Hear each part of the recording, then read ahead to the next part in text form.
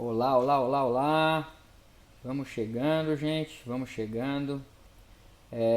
Hoje a gente vai conversar um pouquinho mais sobre tabagismo, mas eu resolvi nomear um pouquinho, nomear os nossos encontros aqui atrás, ó. M, opa, peraí. MMF. Alguém sabe o que significa MMF? Não, né? Claro que não. Mas MMA vocês conhecem. Vocês sabem que é Mixed Martial Arts, ou mistura de artes marciais, aquelas lutas lá que os caras ficam brigando entre si.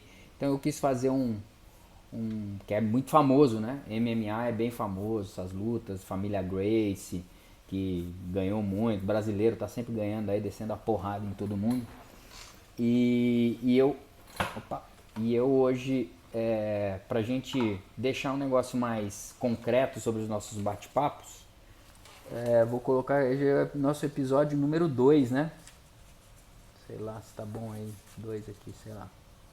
Episódio número 2 do MMF, que é de médico para médico sobre fumantes.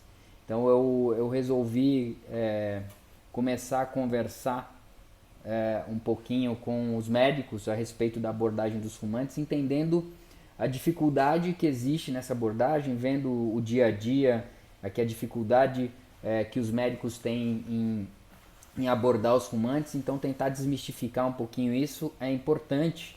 E aí eu resolvi fazer essa série de conversas com os colegas médicos que eu denominei MMF, de médico para médico sobre fumantes. Esse é o episódio 2, eu já tinha deixado um, não coloquei isso, mas vai ficar como episódio 2 aqui mesmo.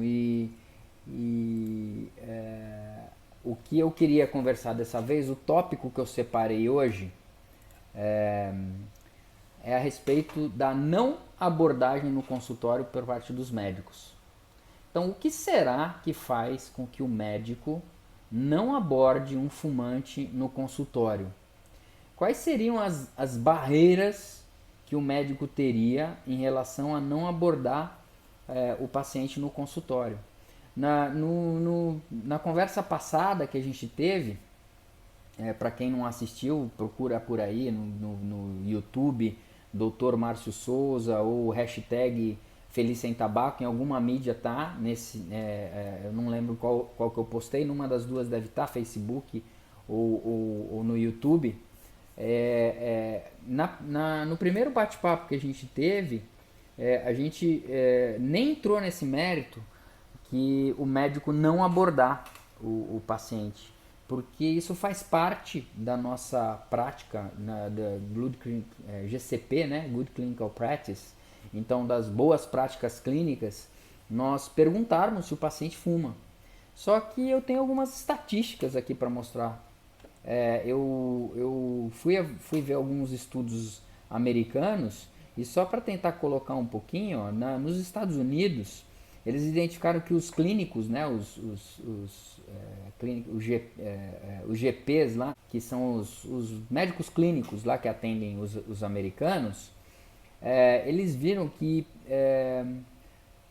apenas em 68% das visitas os pacientes eram abordados a respeito de identificar se eles fumavam ou não. É, eu não lembro se eu dei esse dado antes, que eu falei em torno de 30% dos pacientes não eram abordados se fumavam ou não. Imagina um paciente fumante, foi lá passar por conta de uma dor no pé, uma dor, enfim, ou foi fazer um check-up, ou foi fazer. E não foi questionado a respeito de se fumava ou não.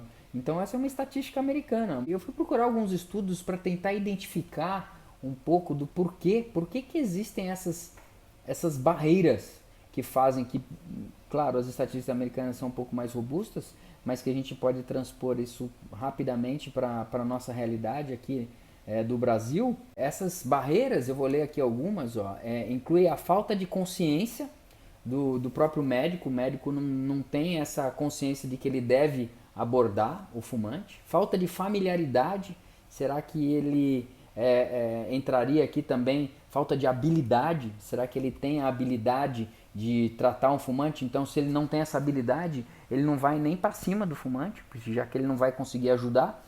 como é que ele não tem essa familiaridade com o tratamento do fumante. Discordância, às vezes ele discorda mesmo dessa abordagem. Ele acha que é um arbítrio do paciente. Então, na própria cabeça do médico, ele acha que o paciente tem o arbítrio de querer fumar. Então, se o paciente quer fumar, o paciente quer fumar e deixa ele fumar. Então, às vezes tem uma própria discordância na cabeça do médico a respeito disso. Falta de autoeficácia, então o próprio médico, então novamente ele não se sente capaz, ele não se sente, às vezes ele acha até que o tratamento não funciona. Ele acha que o que ele pode usar de arsenal, a forma que ele consegue abordar, as tentativas que ele teve foram tão frustrantes que ele não aborda, ele não se sente, ele acha que a eficácia do tratamento é muito ruim. Então ele não vai abordar, já que é muito ruim, ele não aborda. Incapacidade de superar a inércia da prática anterior. Então ele já tentou tratar algumas vezes, o negócio deu ruim, não foi legal, e ele começou a ficar frustrado porque ele tentava tratar e o paciente não parava, e aí ele foi entrando naquela inércia, para que eu vou abordar, então não vou abordar, então não vou abordar e não abordo. E aí ele entra nessa inércia de que abordar fumante é muito difícil, é desgastante, é ruim, dá trabalho, e aí nessa inércia ele para de abordar o fumante. Essas seriam algumas barreiras do que teríamos, o que o estudo coloca nesse aspecto do tratamento do fumante. Eu tenho algumas outras aqui, se eu conseguir rapidamente localizar,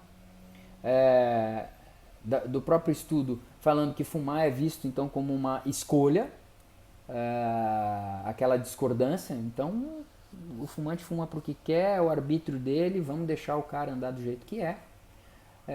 Falta de tempo, uma das que tem aqui também no estudo é falta de tempo. Então a falta de tempo também foi uma das barreiras que os médicos colocaram. E aí a gente pode colocar para a nossa realidade brasileira. Isso não é só americana, não é em estudo americano. Quanto tempo hoje demora uma consulta? 12, 15 minutos no máximo, uma consulta de convênio. Se a consulta é do SUS, às vezes menos ainda, não sei, dependendo de onde o paciente está, onde você está atendendo, onde você, colega médico, atende, você tem condição de dar um atendimento de 20 minutos, de 25 minutos, em que você consiga abordar, ou realmente a falta de tempo é algo crítico e é algo que você está pesando e que pode estar impactando nos seus resultados em não conseguir tratar o fumante. Aqui no peito é falta de conhecimento, falta de habilidade e até medo de ofender o paciente. Às vezes o médico ele acha que pode ofender o paciente. Mas deixa eu dar alguns dados interessantes desse estudo, voltando aqui um pouquinho, em que onde está aqui, ele fez uma análise em relação ao seguinte: os pacientes que são aconselhados nesse Treating Tobacco Use, né, é um artigo muito interessante que avalia a abordagem do fumante. Então ele coloca que os pacientes que são aconselhados a parar de fumar por seus médicos têm 1,6 vezes mais chances de parar do que pacientes que não receberam orientação médica para parar de fumar.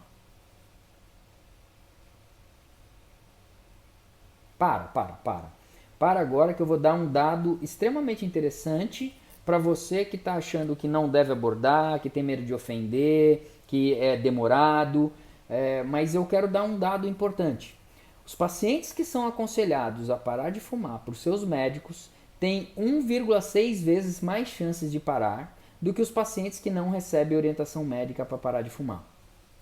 Então a gente está falando de quase dobrar, 1,6 vezes mais, quase dobrar a chance de um paciente parar de fumar, se nós entendermos a nossa responsabilidade como médicos e que isso vai impactar na vida do paciente.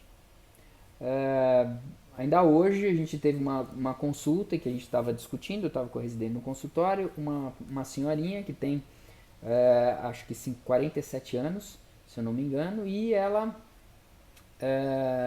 já tinha tentado parar de fumar. A gente tinha prescrito bupropiona para ela e tinha prescrito adesivo de nicotina. E ela começou a contar uma série de histórias no aspecto de que ela já tinha tentado, não conseguiu, que a mãe estava doente. E ela começou a contar aquelas historinhas e para ela mesma, em que ela não estava no momento de parar de fumar. E a gente discutindo o caso, eu acabei indo para o consultório para conversar um pouquinho com a paciente, entendendo que quando a gente vai ativamente buscar o que o paciente está buscando, quando a gente vai ativamente entender a cabeça do fumante, em que momento que ele se encontra, para poder trabalhar esse processo de mudança, já que ele pode estar pré-contemplado, ou seja, não está querendo parar de fumar, ou ele já está contemplado, ele sabe dos riscos, ele sabe dos problemas, e aí a gente precisa acelerar um pouquinho o processo na cabeça do fumante, e a gente consegue fazer isso de uma forma sistematizada e rápida. E com essa paciente, ela contou que ela estava com a mãe doente, a mãe veio a falecer há 3 meses atrás, e que agora ela estava pensando em parar de fumar. E a gente precisa dar uma abordagem rápida para ela. E nós não podemos deixar de dar essa abordagem, porque num primeiro momento o paciente vai se proteger, ele vai se blindar. Fala assim, não, agora não é meu momento, mas a gente precisa abordá-lo no sentido de fazer essa mudança de comportamento, mas a gente precisa de conteúdo para fazer ele tomar essa atitude e mudar. Mas o que eu chamo a atenção de que se a gente consegue dobrar a chance do paciente, né, isso o estudo demonstra bem, os dados com uma meta-análise que já avaliou 37 estudos, mostrando que quando o médico ativamente vai dar essa abordagem, aconselha o paciente a parar de fumar, as chances melhoram e muito do paciente largar o tabagismo. Uma outra meta-análise, só para a gente colocar a nossa importância, nosso papel em relação a tirar o paciente do tabagismo, essa outra meta-análise de 29 estudos mostrou, ele comparou diferentes abordagens. Sabe aqueles folhetinhos que você deixa? Então vou entregar um folhetinho, vou deixar o folhetinho ali no consultório para saber. Ele é efetivo? Ele ajuda. Essa própria meta-análise mostrou que esses folhetinhos, material informativo que até o médico entrega, né, ou fica ali no consultório, ele melhora a taxa de cessação em 10%. Não é um negócio tão bom, né, quando a gente está falando. Quando a gente coloca um profissional de saúde, né, psicólogo, enfermeiro, nutricionista, professor de educação física, farmacêutico, essas taxas melhoram muito. Vai para 1,7 vezes mais.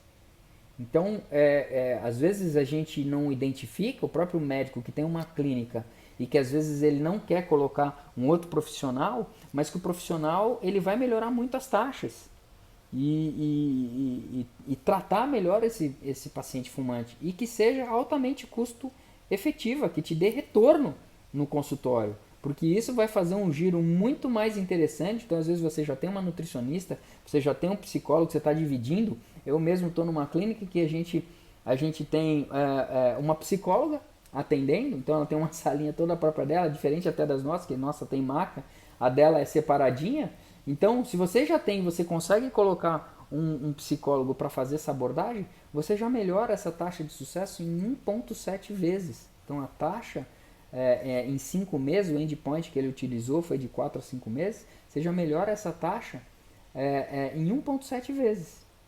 E aí vamos puxar um pouco da sardinha para o médico em relação a que ponto que nós conseguimos levar essa taxa de abstinência.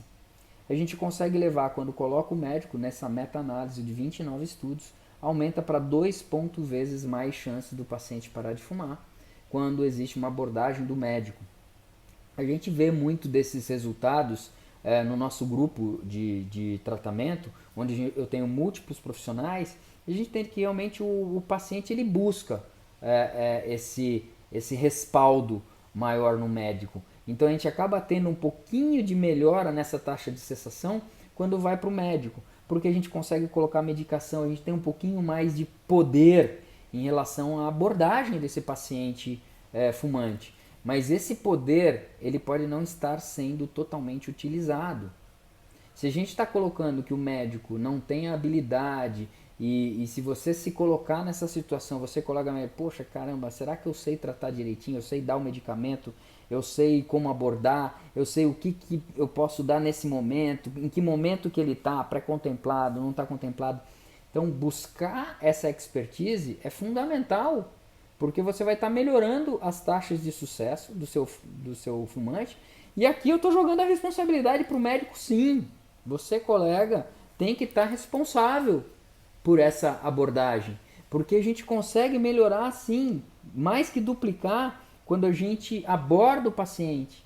E vamos entender que a gente já, se você, como do nosso primeiro episódio, em que eu falei que eu não estava nem pensando no paciente que não aborda, se você não aborda, eu estou jogando agora a responsabilidade para você, sim, que faz parte do seu tratamento, da sua expertise, tratar o fumante. E aí você precisa buscar essa expertise para poder, né, esse conhecimento, essa habilidade em tratar o fumante, em poder melhorar a sua taxa de sucesso no consultório. Eu tenho mais algum dado aqui em relação ao próprio estudo, que os médicos melhoraram a taxa de cessação do tabagismo entre seus pacientes, aumentando suas habilidades de aconselhamento, incorporando lembretes em sistemas de prática e oferecendo farmacoterapia. Então você precisa trabalhar um pouquinho disso melhor, no sentido de criar essa habilidade e tratar melhor o seu fumante. Então quando o médico tem essa habilidade, ele vai melhorar essas taxas. Ainda seguindo aqui no paper, fez uma pesquisa americana que incluiu médicos de atendimento primário, médicos de emergência e psiquiatras, e descobriu que nessa análise quase todos perguntavam aos pacientes se eles fumavam. Então nessa avaliação, em que foi um pouquinho direcionada, ele viu se esses profissionais perguntavam sobre tabagismo, eles perguntavam na sua quase totalidade. Mas os médicos da atenção primária, os médicos que estão lá na ponta, aqueles que atendem a hipertensão, que atendem a primeira abordagem no diabético, no desglicêmico. Então você, colega médico, se esse vídeo está chegando para você, que está lá atendendo no SUS, que está lá atendendo na unidade básica de saúde, olha só o que ele falou. Os médicos de atendimento primário eram muito mais propensos que os outros de especialidades a ajudar os fumantes a parar de fumar. Isso a gente transpõe claramente para o Brasil. Também acontece isso. O médico de unidade básica ele é muito mais predisposto a isso, a fazer esse tipo de tratamento. E às vezes o que está faltando é melhorar um pouquinho essa abordagem, melhorar um pouquinho essa habilidade no aconselhamento do fumante. Seguindo aqui, ainda assim, apenas cerca de metade a 2/3 forneceram assistência. Então a gente não chegou a 70%. Então de metade a 2/3 forneceram assistência e menos de 1/4 organizou o acompanhamento. Isso é uma falha, às vezes a gente não tem, o profissional que está lá na ponta, ele não tem para onde encaminhar, ele não tem o medicamento, às vezes ele não tem habilidade, ele não tem para onde encaminhar. Mas ele conseguir essa habilidade, é isso que a gente está trabalhando, para levar essa habilidade no tratamento do fumante, para que você, colega médico que está na ponta, saiba atender, saiba abordar e melhore o seu tratamento e tenha mais sucesso em tirar o fumante do cigarro. No paper aqui ele também coloca algumas coisas a respeito de alguns perfis de pacientes,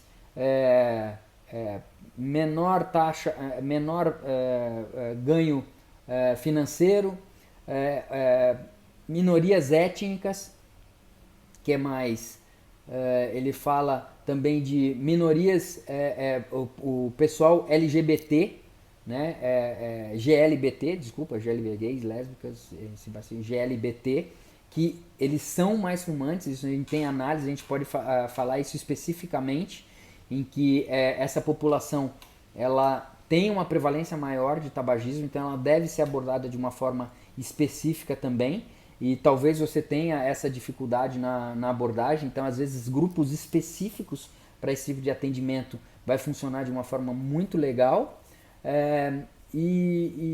Então, se a gente não souber identificar esses grupos que são específicos e são menos propensos a receber serviços de cessação adequados, a gente vai ter uma falha maior. Se a gente não conseguir abordar de uma forma mais específica esses grupos, a gente vai ter menos sucesso ainda na cessação.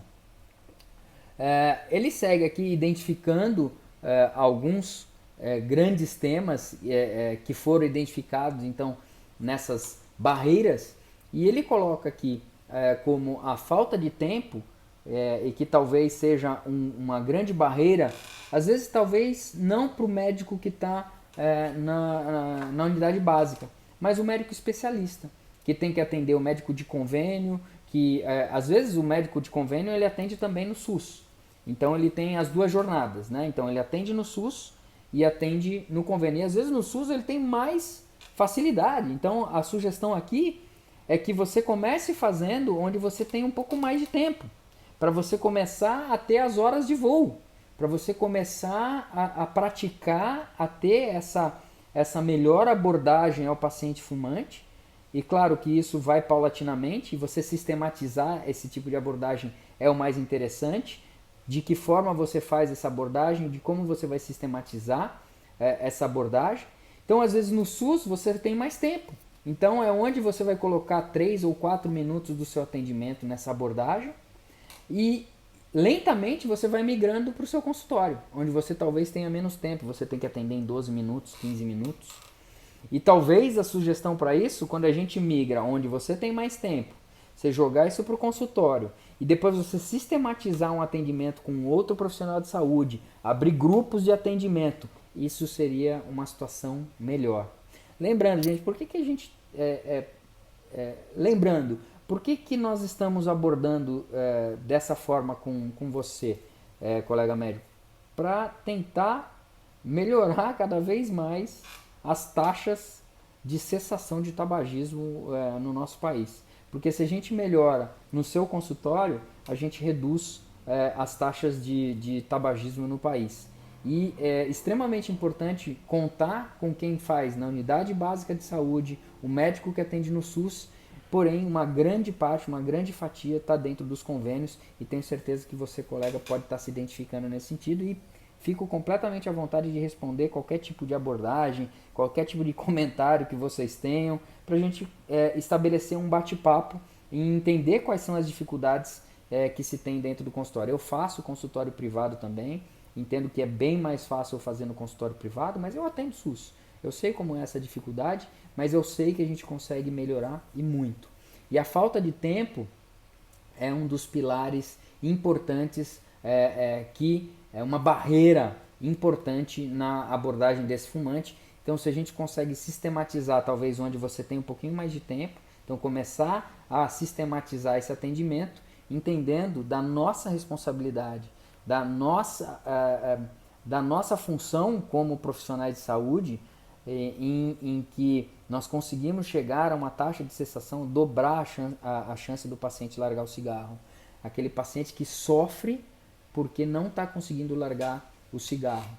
Voltando um pouquinho no exemplo de hoje, dessa senhora de 47 anos que perdeu recentemente a mãe, e ela citava que o pai morreu aos 52 anos de idade, vítima de 7 infartos, ela relatando isso, então imagina a carga genética que ela não tem.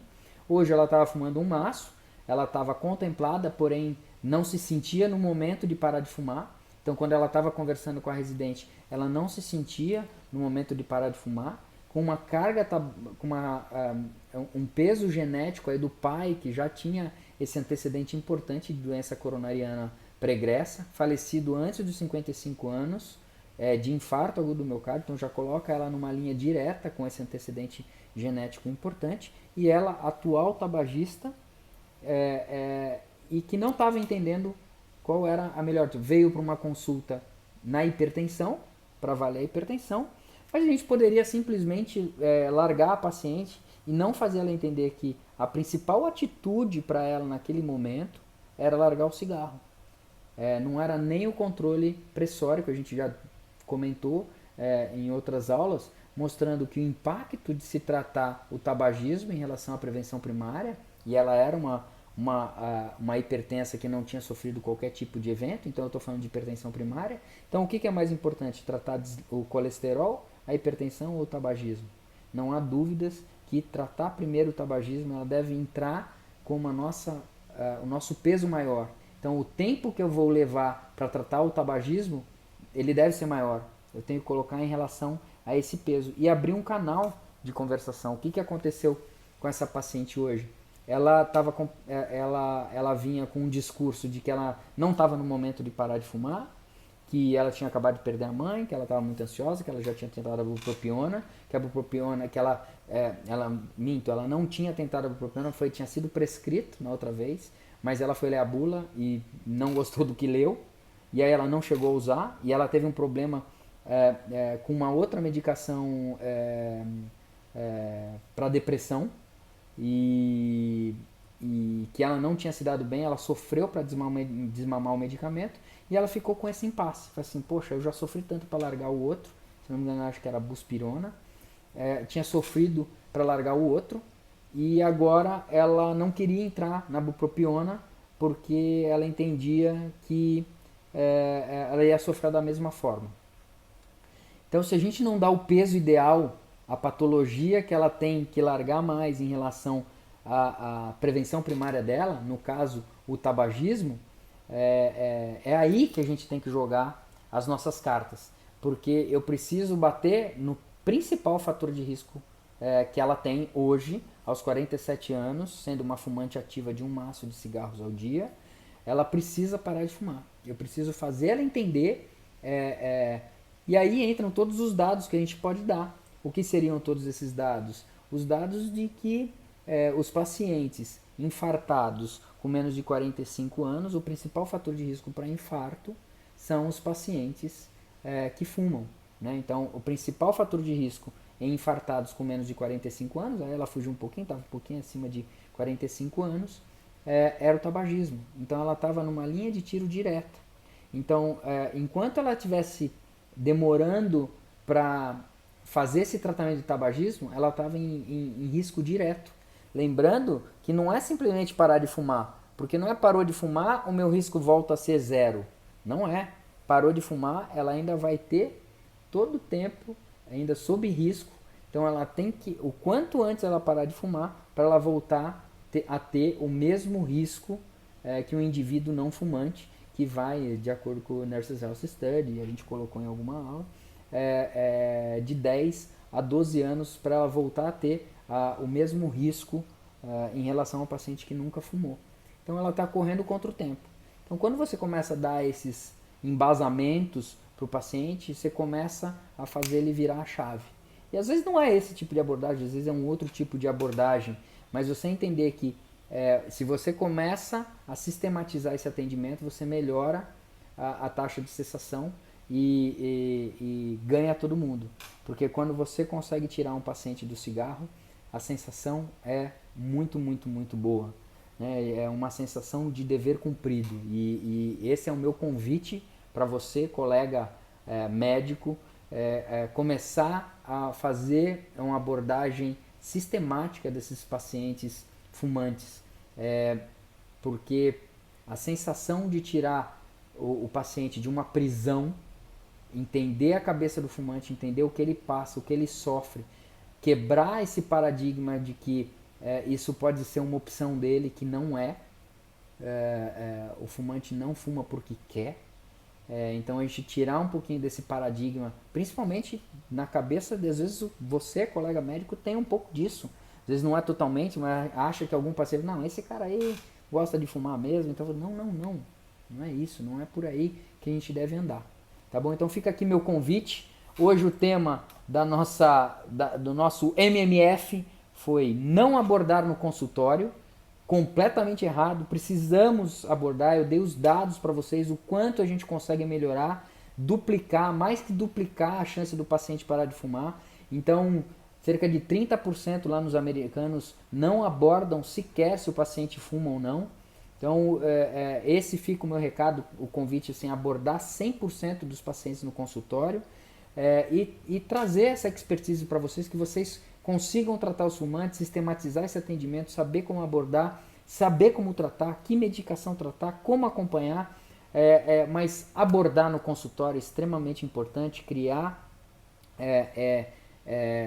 esse conceito de que não abordar no consultório o indivíduo fumante é muito errado, a gente não está indo de acordo com as melhores práticas clínicas e a gente tem sim que tratar os nossos pacientes fumantes, ok? Fica aqui o convite, então, para que vocês tratem e abordem 100% dos fumantes e façam um melhor tratamento e assim a gente vai reduzir mais a fumaça do mundo, ok? Beijo no coração, abraço nas artérias, até o próximo MMF.